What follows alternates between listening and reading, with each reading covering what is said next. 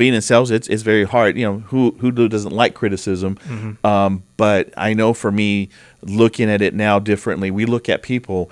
I need to be better because I need to help people and not just show them I'm just selling equipment. I'm here just to take $1. Yeah. I'm here to actually make your life much better. What we do at Lowry's is we have our technicians go out, get their eyes. They're actually the eyes for us.